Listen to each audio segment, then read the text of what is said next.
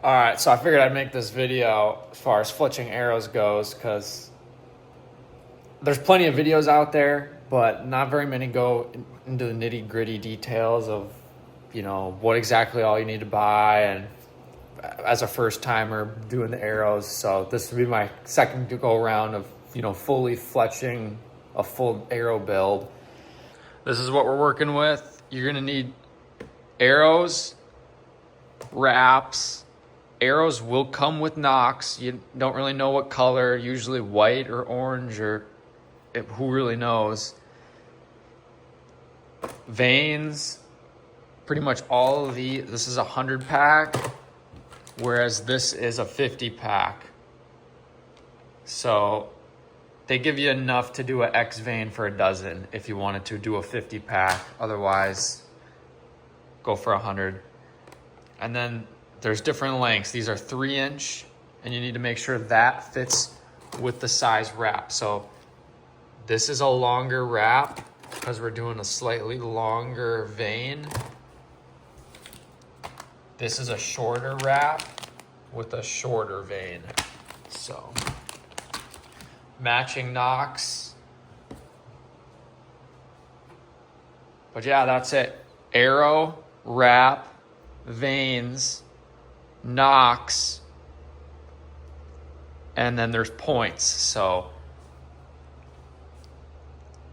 points can include inserts as well, which they're buried right now.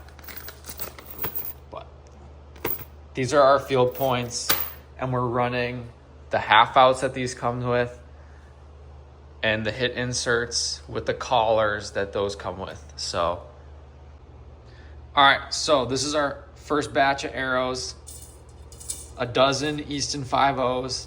They come with, before I do anything, they come with these white nocks. I'm gonna swap them out for orange nocks. Simply, they are the same exact knock. AAE, IP4, I believe. Should be the exact same knock, just a different color. Pick it up with your eyes better. First thing I'm gonna do is swap those. Something to note when doing this tool has two ends. One's bigger, one's smaller. I got all the old nocks out.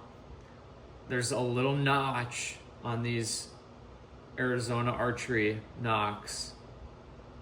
It only fits in, a certain way it locks in, and that helps you grab and twist.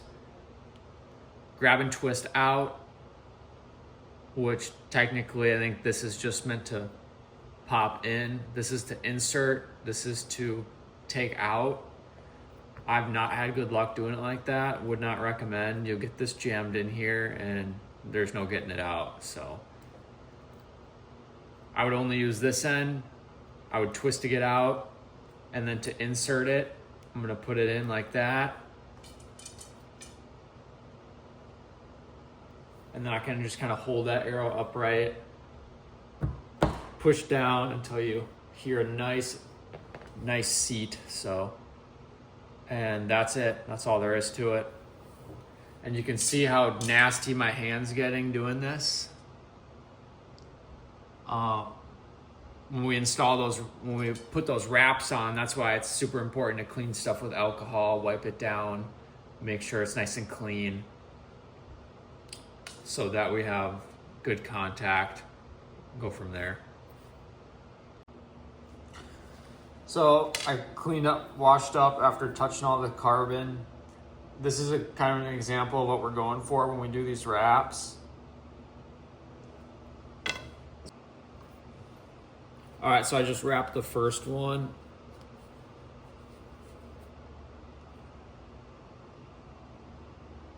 Try to get as close to that knock.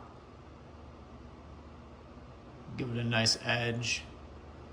Not always perfect, but so they give you 13 wraps that you can screw up once. So I got my mouse pad.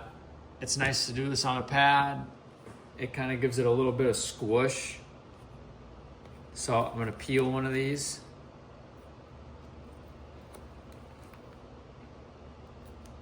keep in mind which way I'm setting this down. Set it down, got it going the right way. Kind of get it on the corner of my mouse pad.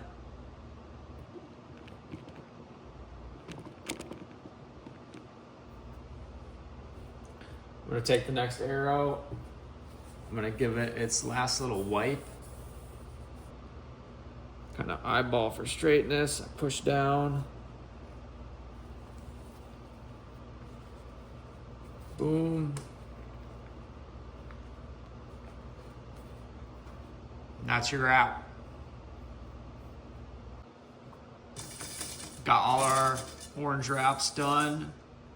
We'll do these in batches, so knocks, wraps, same thing with the other arrows, and then after that we'll get all set up for fletching. So wraps, check. So we're doing the same setup here as we did with those other arrows. These are all Easton arrows with Easton knocks this time. This is their X knock. We're swapping the orange for the green. Their tool is a little different. It can go in either way, even though there is a little nub on it for indication. It goes in either way, and it's not dual-sided, which is nice. You're not gonna jam this sucker in here and have to drill it out or whatnot. So swap all these over. Green knocks in, we're ready to roll. So same setup again. These are going to be slightly longer wraps, 5.5 inch. So we'll see how those roll on. Should go pretty good.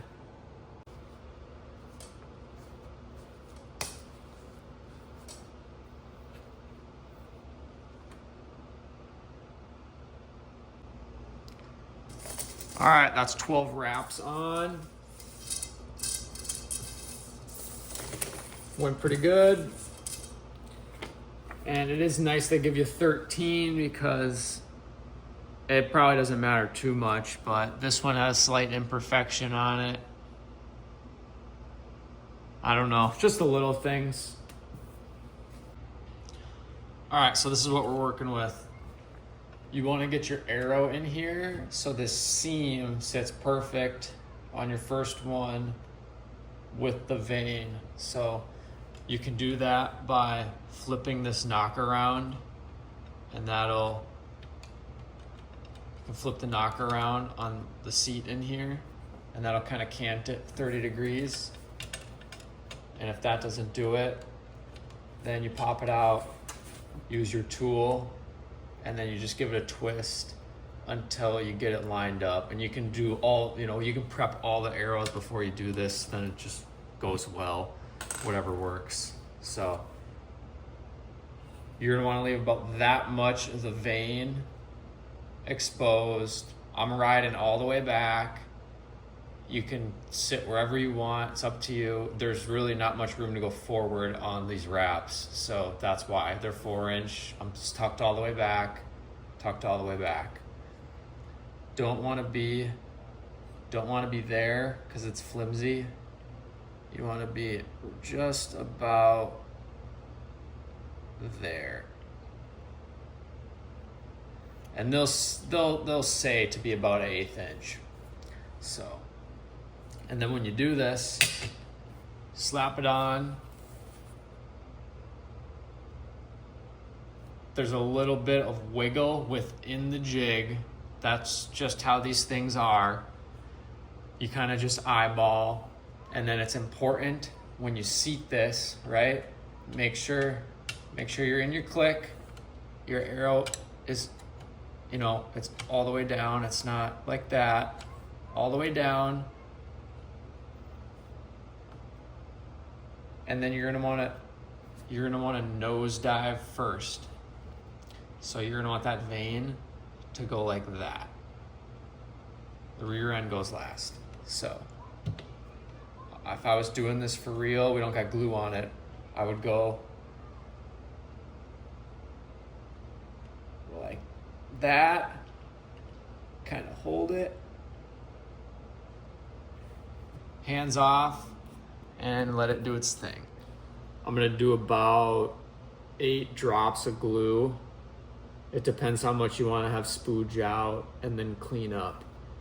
And then I'll kind of run this along. And I'll kind of tap to leave balls of glue at the ends because that's where it's important.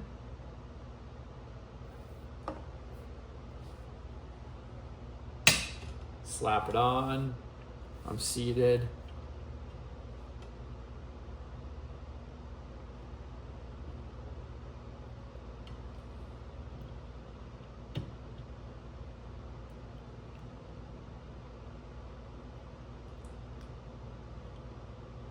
Give it a nice hard press and wait a minute.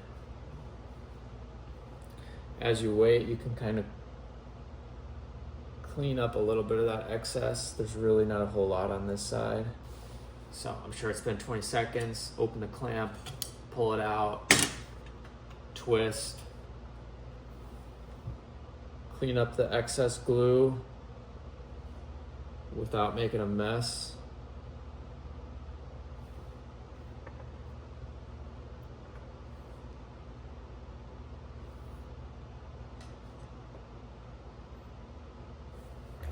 All right, so a couple hours later, I got all the Easton 5.0s fletched.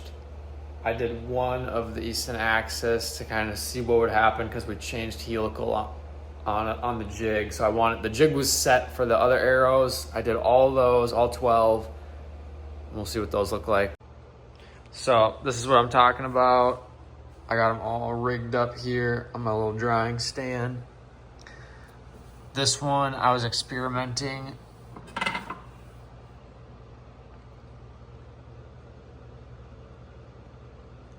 We switched. This one's going to left helical.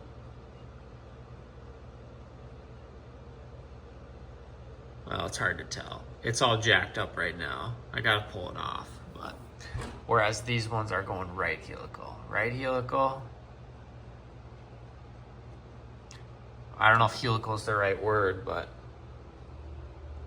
it's going on there on the right on the orange. It's going on there on the left on the green arrows. So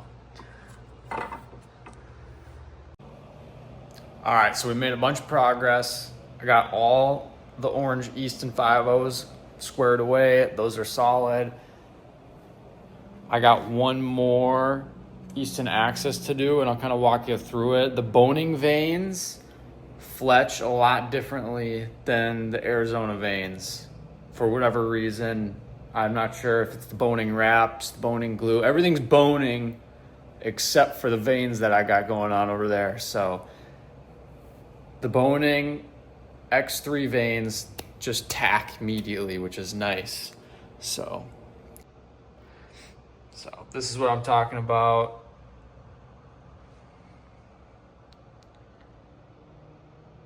Should be a pretty sweet setup, and I'll run it through one last time. We'll do the wrap, the veins, and I'll kind of go through the process of, you got to use the jig differently with these boning veins, in my opinion.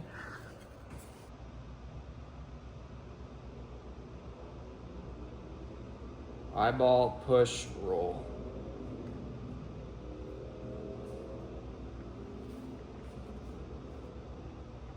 Simple as that. What I'm gonna do, I've been lining it up with the second nick in, and I don't want to completely bottom it out like that. I want to come up just a smidge higher, right about there. That gives it a little bit of flex to kind of situate itself on the arrow. So that's been working the best with the bonings. The AAEs, I'll leave a solid 1/8 inch, and that seems to work better. So it was a little bit of a learning curve there. And each fletching is probably gonna be different. And then what I'm doing here, Blazer Bond, 5 to 6 drops. 1, 2, 3, 4, 5, 6. And then I'm just gonna work it in, run it back, do that a few times, and then dabble do ya, and that's good to go.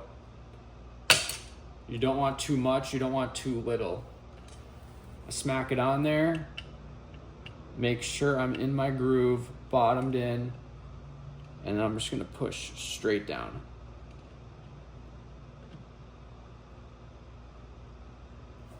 Boom. Kind of wait, give it a 10 count. The glue will say 20 seconds on the glue. While I wait, I'll wipe this side. So that side's clean. Open clamp, pull away. Rotate. And then I'll clean the glue. We didn't have much spillage there, so that's good.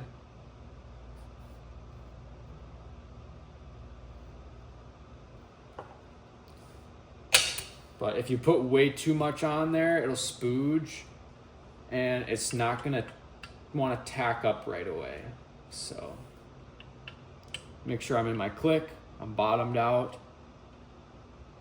and then I'll want to more or less line it up with the other vein this time, not so much.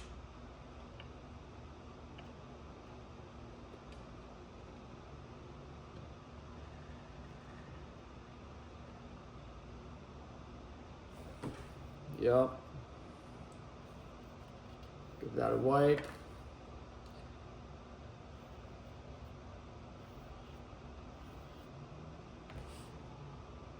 Give it a second.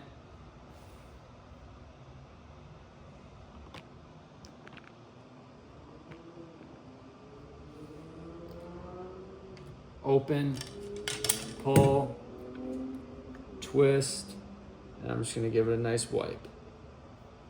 That was really good, not much spillage at all.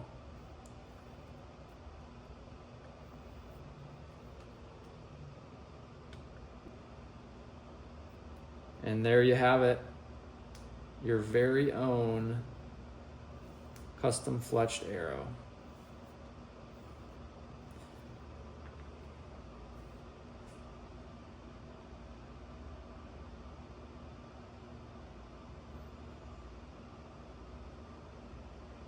And then something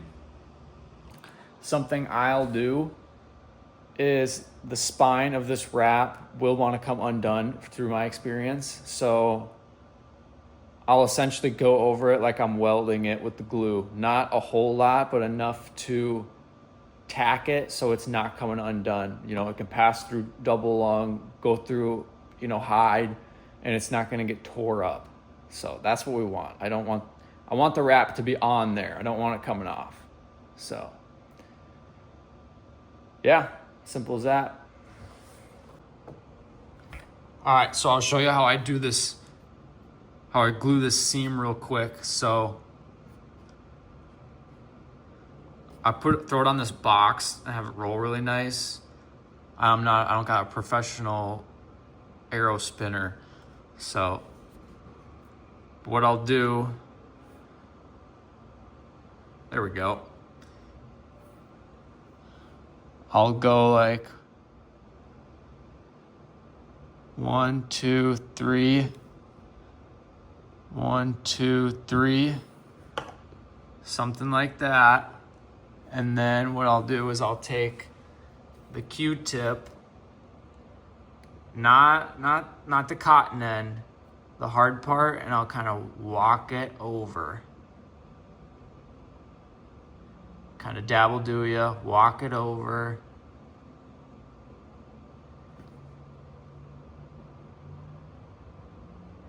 Nothing crazy. Try not to get it on the knock and the arrow as best as you can. And then I'll kind of run back, clean up the excess a little bit.